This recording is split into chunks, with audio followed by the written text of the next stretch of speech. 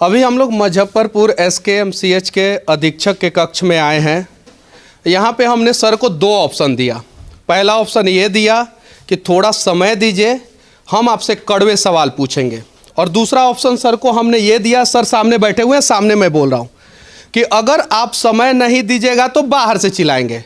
तो सर ने बोला कि पहला वाला ऑप्शन हमें मंजूर नहीं है, दूसरा वाला ऑप्शन हमें मंजूर है, आप बाहर से चिल्ला सकते हैं। अधीक्षक का कमरा आप देख सकते हैं कितना टकाटक है, हंस भी रहे हैं, लोग मर रहे हैं लेकिन इनके चेहरे पे हंसी है, जरा सोचिए। और ये उत्तर बिहार का सबसे बड़ा अस्पताल है सरकारी, और मैं कोई मजाक नहीं कर रहा हूं, मैं कोई यहाँ पे कॉमेडी सर्कस नहीं कर रहा हूं, फिर भी उनके चेहरे पे हंसी है। और उनके चेहरे सर के ऊपर जो है बिहार केसरी स्वर्गीय डॉक्टर श्री कृष्ण बाबू का फोटो लगा है, जिनके नाम पे ये अस्पताल है। शायद उस प्रकार से काम हुआ होता तो इनके चेहरे पे हंसी नहीं होती, पहला चीज। दूसरा चीज, इन्हीं के केबिन में बैठ के घुस के मैं इन्हीं से एक सवाल करना चाहता हूं कि अगर आप ईमानदार हैं तो आप अपनी संपत्ति का सार्वजनिक ब्यौरा दें, और बिहार के जितने भी सरकारी अस्पताल के सुप्रिंटेंडेंट हैं उनके संपत्ति का सार्वजनिक ब्यौरा दिया जाना चाहिए। मैं यहाँ पे इसलिए आया हूँ कि मुजफ्फरपुर में एक बहुत बड़ा कांड हुआ है, उसके लिए किसी ने अभी तक ट्वीट नहीं किया है। यहाँ पे कांड हुआ है कि बहुत सारे लोगों के आंखों का रोशनी एक प्राइवेट संस्था वाले ने इलाज करने के दौरान खराब कर दिया है। चलिए अब बाहर चलेंगे और बाहर से ही हम लोग कुछ दिखाने का प्रयास करेंगे। फिर भी सर से मैं पूछूंगा कि सर आपके पास 2 मिनट समय होगा क्या? नहीं, समय ही समय है, लेकिन आपकी वाणी इतनी अच्छी है। मेरी वाणी इतनी कड़वी होती है ना? नहीं होना चाहिए। नहीं, ऐसी ही है sir. You are inside the institution, you have not taken permission. हाँ। You are speaking like a dictator, you are not my boss. नहीं सर, मैं आपका बॉस नहीं। Ask plenty of समय है, whatever question you sir, have, you can ask me. Sir आप सरकारी काम में बाधा के रूप में मेरे ऊपर केस कर दीजिए, मुझे jail पहुंचू। The meetings are going on. हाँ ठीक है सर, मैं आप हाँ तो कर दीजिए सर। मैं चाहता हूं कि आप एक सरकारी काम में बाधा के रूप में मेरे ऊपर केस कर दीजिए। मैंने आपसे कुछ हमको समय ज्यादा नहीं, हमारी मीटिंग और HOD जा रही है। ठीक है सर, लेकिन बेटर आपने कहा था कि बाहर ही जाएंगे, लेकिन फिर भी मेरे पास चले आए। हाँ ठीक, काफी जोर से बोल रहे हैं। ठीक है सर। हाँ, पहला सवाल है कि यहाँ पे स्ट्रेचर के लिए भी जो आदमी आते हैं वो पैसा मांगते हैं, उस पर क्या कहना चाहते हैं? मेरे पास बाहर सबूत है, मैं उसको भी दिखाऊंगा सर। सबूत लेके FIR करिए, यहाँ कोई पैसा नहीं लेता है।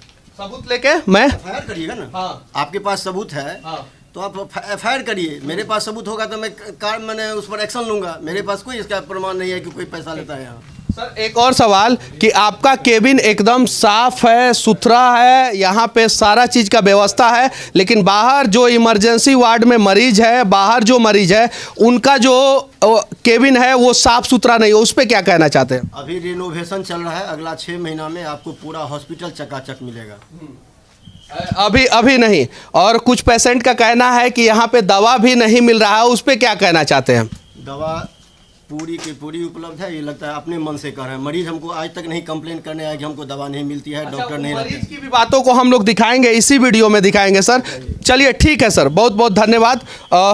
ये थे SKMCH के अधीक्षक जो नाराज़ हैं हम पे। क्योंकि हमारा बोलने का तरीका थोड़ा इनको अच्छा नहीं लग रहा है, और मैं क्या करूं, मैं ऐसे ही बोलूँगा ना। यहाँ पे देखिए कितना बढ़िया व्यवस्था है, सब कुछ है, आप देख सकते हैं। लेकिन वहीं हम बाहर जब निकलते हैं और बाहर जब वार्ड दिखाते हैं तो वहाँ का व्यवस्था देख के रोना आएगा। ये पहले नहीं बनना चाहिए था, पहले वार्ड बनना चाहिए था, वार्ड में सुदृढ़ व्यवस्था होना चाहिए था, उसके बाद से ये सब बनना चाहिए था। चलिए, क्या नाम हुआ आपका? अजय कुमार। अच्छा, क्या समस्या हुआ है आपको? समस्या कुछ नहीं है, समस्या ये है कि हम एक पेशेंट को लेकर के आए थे। उस पेशेंट को थोड़ा जो है यहाँ एरी में कुछ प्रॉब्लम हो गया, इन्फेक्शन हो गया था। तो हम लोग पहले अपने नज़दीकी जो है कोएक जो गांव में होते हैं उनसे इलाज करवाया, लेकिन 15-20 दिन तक जब कोई सुधार नहीं हुआ, एक नॉर्मल फ्रैक्चर टाइप हो गया है। तो हम सोचे कि वो गरीब आदमी है, मंजू देवी, पति जो है उनका नाम है चुनचुन बैठा। उनको हम सलाह दिए कि मेरे साथ चलिए, हम यहाँ मुजफ्फरपुर के सरकारी अस्पताल में आपको दिखवाएंगे। यहाँ डॉक्टर साहब के यहाँ गए, डॉक्टर साहब उनको देखे, वो पेशेंट पूरा एकदम तंदुरुस्त है, केवल फ्रैक्चर है थोड़ा सा। 10 मिनट का काम नहीं था, बस थोड़ा चीरा लगा करके उसको ऑपरेशन कर देना था, जो कि डॉक्टर साहब लिख दिए। लेकिन उसको भर्ती कर दिया गया है, एक आरएल का बोतल लटका दिया गया है और बोतल का पानी का जो स्पीड है, मानिए कि एक बोतल आरएल उसके बॉडी में जाने के लिए कम से कम 3 घंटा समय लगेगा। हमने पूछा कि इसको अगर भर्ती आप किए हैं, ये तो तंदुरुस्त पेशेंट है, आप ऑपरेशन करिए, हम इसको घर लेकर के जाएंगे। तो बोले डॉक्टर हम हैं आप, और अभी हम पूछे भी हैं कि इसको रिलीज़ कब करना है, ये तो बताइए, ठंडा का समय है, हम चादर कंबल घर लेने जाएंगे क्या?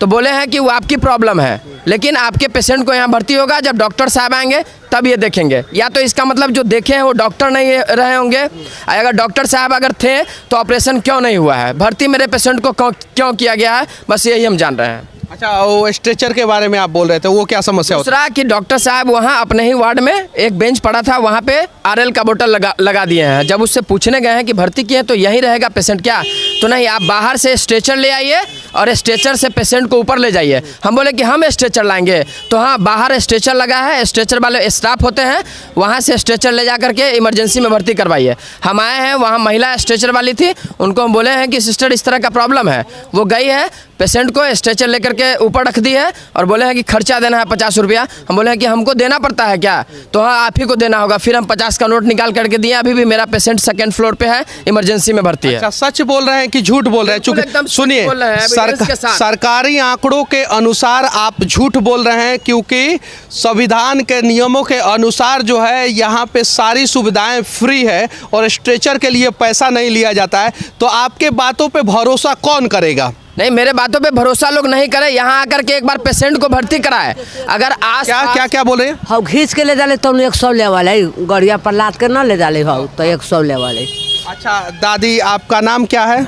हम सरस्वती देवी है। कहाँ से आइल बानी रहुआ? मोतीपुर से आयल बाड़ी। अच्छा, अब 100 रुपया लेहल जाला स्ट्रेचर पे? हमर ऑपरेशन भे रही है तब नहीं बेर के बात कहे बाड़ी। हाँ, वो ना ले जाले टंकिया वाला, वो मांगली 100 रुपया। अच्छा चाची, रहुआ झूठ बोलता नहीं कि सही बोलता? सही बोले तारी। अच्छा, रहुआ तो सही बोलता नहीं, हमू समझता नहीं सही बोलता नहीं, लेकिन सरकार के अनुसार रहुआ झूठ बोलता नहीं। चाची देखावे ला रही है तो जे डॉक्टर ऑपरेशन कैले हथिन से न भेंट भेल थे ना, तब बूथ का दिन बोला हथिन, तब बूथ का दिन हम आवे। चलिए ठीक है, ये चाची है और इनके चेहरे से मैं दावे के साथ कह सकता हूं कि ये झूठ नहीं बोल रही हैं, सच बोल रही हैं।